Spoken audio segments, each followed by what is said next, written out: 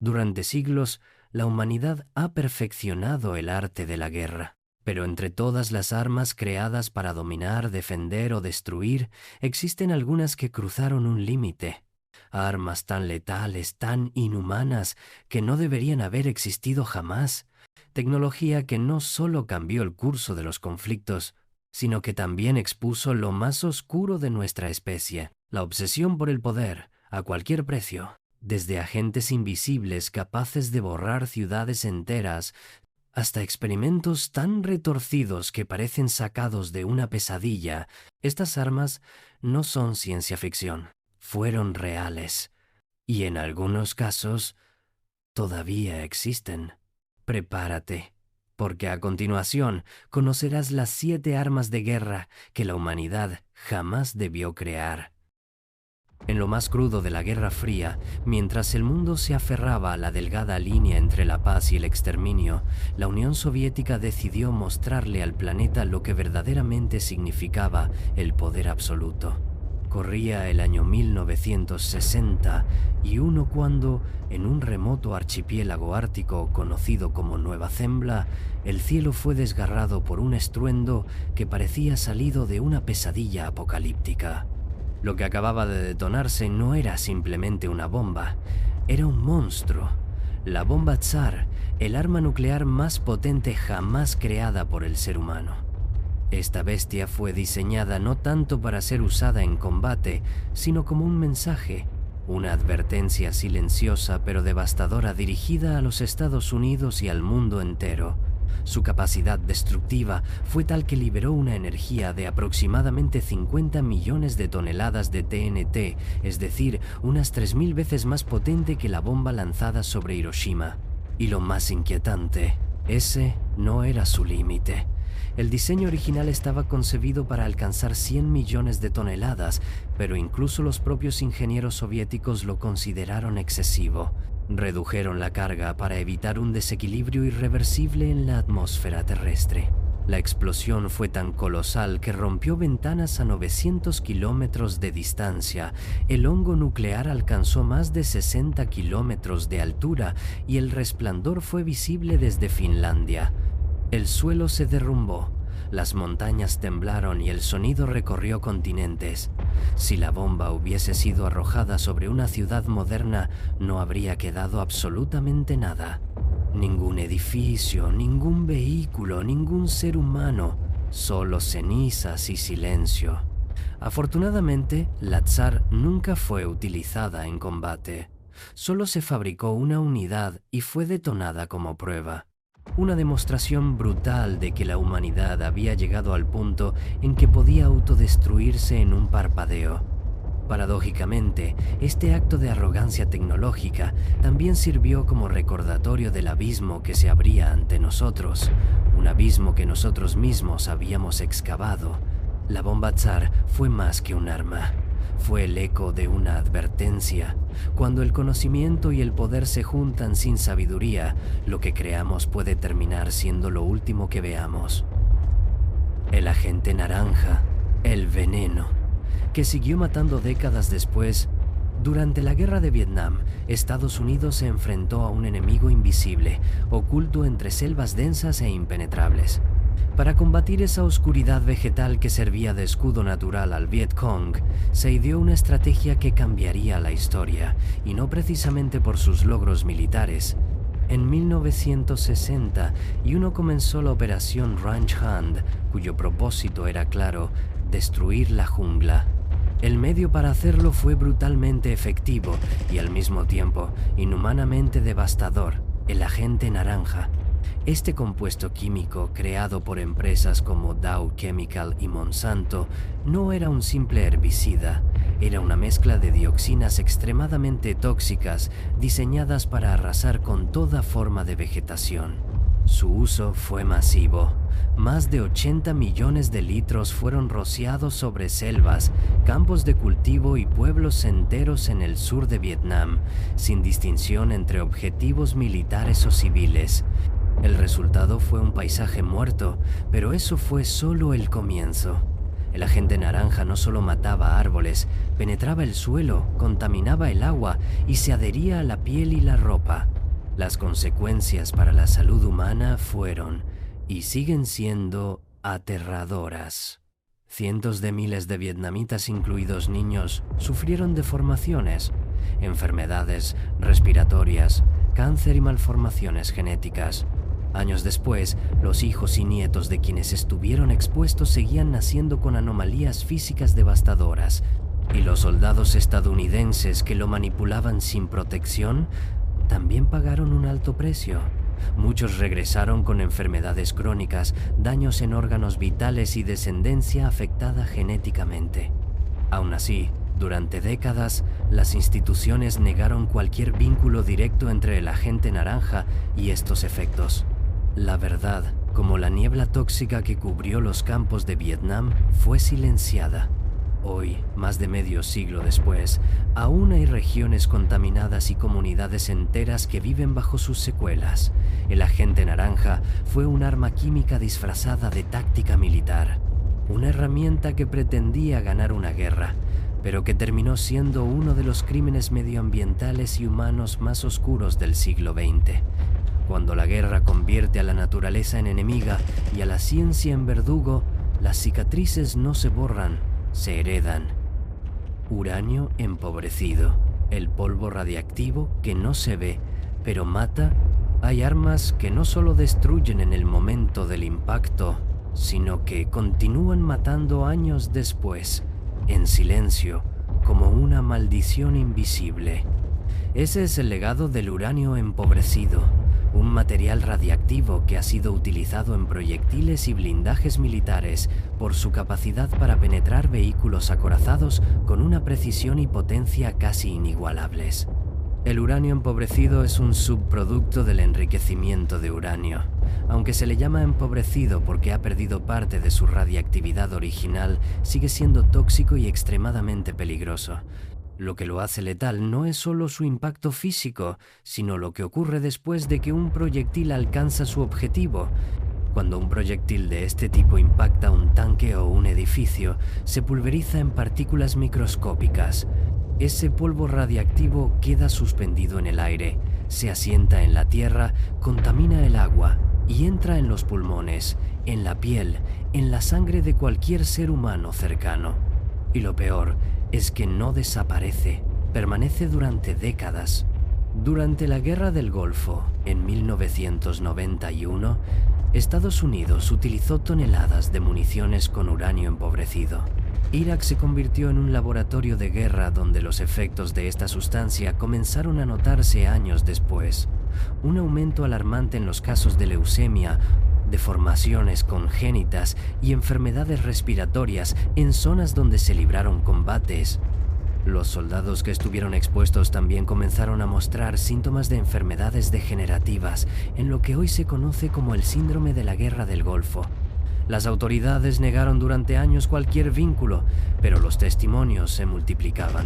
¿Casualidad? ¿Consecuencia inevitable del conflicto? Lo cierto es que los efectos eran reales, devastadores y persistentes.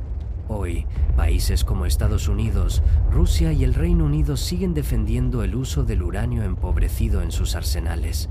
Dicen que es eficiente, que es barato, que es necesario. Pero para quienes viven en las tierras donde cayó, es una condena eterna. El polvo radiactivo no entiende de banderas ni de ideologías, solo contamina, enferma y mata. En un mundo donde la guerra ya ha cruzado límites morales incontables, el uso de materiales radiactivos como munición demuestra que la frontera entre lo táctico y lo inhumano ya ha sido rebasada hace mucho. Bombas de racimo, las semillas de muerte que nunca dejan de germinar. Imagina esto, una bomba cae del cielo, pero no explota de inmediato. En lugar de eso, se abre en pleno vuelo y libera cientos de pequeñas bombas, del tamaño de una lata o una pelota de tenis.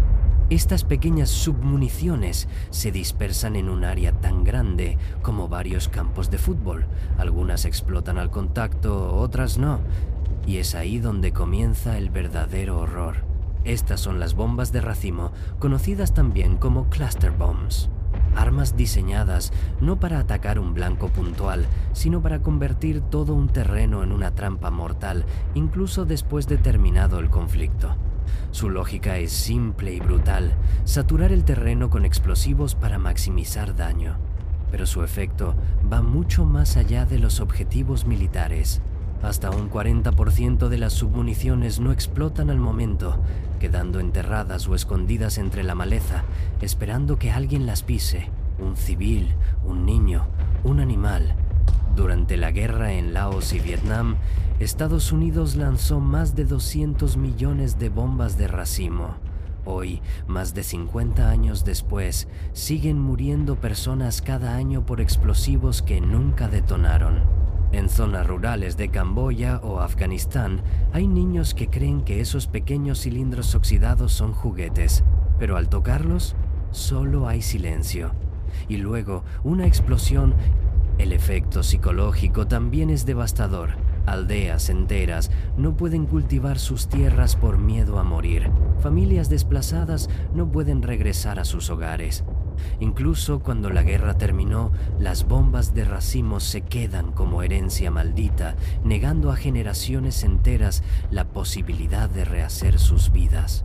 Pese a las miles de víctimas civiles, algunos países siguen negándose a prohibirlas. Estados Unidos, Rusia, China, Israel, ninguno ha firmado la Convención sobre Municiones en Racimo, un tratado internacional que busca eliminar su uso. La razón: son útiles en el campo de batalla. Pero, ¿vale la pena esa utilidad si deja a miles de muertos y mutilados mucho después de la guerra? ¿Si convierte ciudades y campos en campos minados invisibles?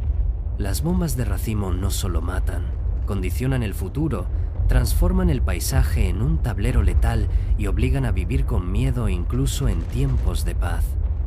Unidad 731. El infierno biológico, que superó a la ficción. Durante la Segunda Guerra Mundial, mientras el mundo se enfocaba en los campos de batalla de Europa y el Pacífico, en la región de Manchuria, China, se ocultaba un horror que pocos conocían y que la historia ha intentado enterrar. La Unidad 731 no era una simple división médica del ejército imperial japonés. Era, en realidad, uno de los laboratorios de armas biológicas más macabros jamás creados. Su comandante, Shiro Ishii, tenía una visión: crear armas biológicas capaces de aniquilar ejércitos enteros sin disparar una sola bala. Para lograrlo, reclutó a cientos de médicos, científicos y militares dispuestos a hacer lo impensable, todo en nombre del progreso bélico.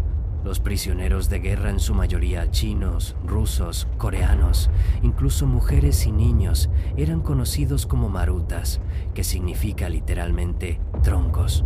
Y así los trataban, como objetos para ser destruidos, no como seres humanos. Los experimentos incluían disecciones sin anestesia, amputaciones para estudiar gangrena, congelación de extremidades hasta que la carne se quebrara como vidrio y exposición a enfermedades como peste bubónica, anthrax, tifus y cólera. Pero lo más escalofriante es que la Unidad 731 no solo investigaba, también aplicaba lo que aprendía en el campo de batalla. En 1940, lanzaron bombas rellenas con pulgas infectadas de peste bubónica sobre ciudades chinas. El resultado: brotes masivos de enfermedad, miles de muertos y el terror propagado como arma de guerra. Y aquí viene lo más indignante: nadie fue juzgado. Al terminar la guerra, Estados Unidos ofreció inmunidad a Shiro Ishii y su equipo a cambio de los datos obtenidos. Ninguno pisó una celda. Muchos terminaron en altos cargos médicos y académicos en Japón. Algunos incluso dieron conferencias en Estados Unidos. La Unidad 731 no fue una simple operación secreta. Fue una fábrica de horror, una fábrica de muerte. Y su existencia nos recuerda que la ciencia, en manos equivocadas, puede convertirse en el arma más inhumana de todas. Proyecto Pluto. el misil nuclear que volaría para siempre. A mediados del siglo XX, en plena Guerra Fría, Estados Unidos desarrolló una idea que parece sacada de una pesadilla postapocalíptica. Un misil impulsado por un reactor nuclear que jamás se detendría de volar y que mataría incluso sin detonar. Su nombre, Proyecto Pluto. Su misión, desarrollar un misil llamado SLAM, Supersonic Low Altitude Missile, que viajaría a velocidad Mach 3 a baja altitud, soltando bombas nucleares sobre varias ciudades, mientras contaminaba todo lo que sobrevolaba con radiación letal. ¿Cómo funcionaba? El motor de Pluto era un reactor nuclear miniaturizado algo nunca antes creado que calentaba el aire mientras el misil volaba. Esto eliminaba la necesidad de combustible convencional. La consecuencia, a donde fuera, dejaba una estela de muerte radiactiva. Ni siquiera tenía que explotar para matar. Ahora imagina esto. Un misil del tamaño de un autobús escolar que vuela por semanas, rompiendo la barrera del sonido a nivel del suelo, arrojando bombas atómicas en diferentes ciudades, emitiendo ruido ensordecedor y dejando un rastro invisible de radiación. Incluso si lo detectabas, no había defensa. Era rápido, imparable, y nadie sabía cuándo ni dónde se detendría. Pero lo más perturbador es que iba a volar sin tripulación ni control, siguiendo una ruta preprogramada con múltiples objetivos. Y al terminar su tarea, el misil simplemente seguiría volando, contaminando para siempre. Su existencia misma era un acto de guerra.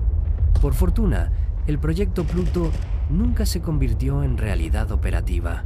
Las pruebas eran tan peligrosas que el simple hecho de encender el reactor requería instalaciones secretas en el desierto de Nevada, y el riesgo de activar un misil como este era considerado demasiado alto, incluso para la Guerra Fría.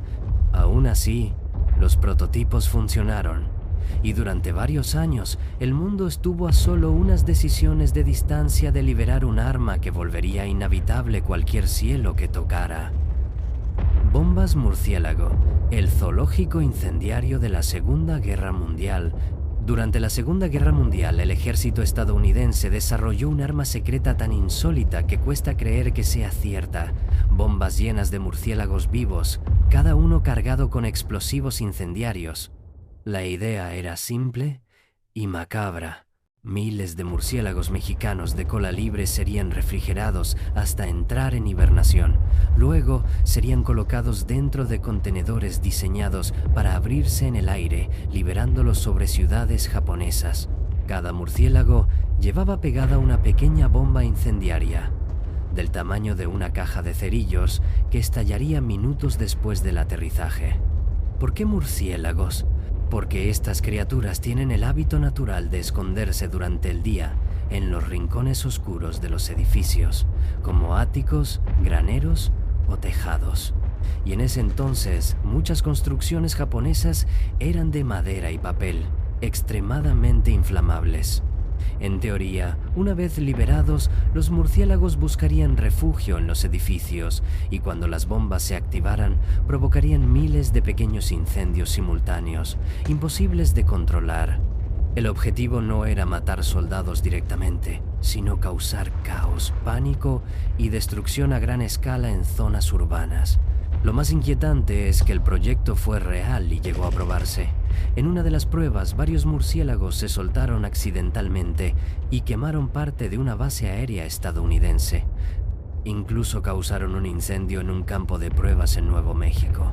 El experimento funcionaba, pero era demasiado impredecible. El proyecto X-Ray, como se llamó oficialmente, fue cancelado cuando el desarrollo de la bomba atómica entró en su fase final. Los altos mandos concluyeron que, aunque los murciélagos incendiarios funcionaban, la bomba nuclear era más eficiente. Aún así, el simple hecho de que esta arma haya sido propuesta, desarrollada, financiada y probada, demuestra hasta qué punto la guerra puede deformar el juicio humano. Cuando las naciones están desesperadas, incluso los animales se convierten en munición.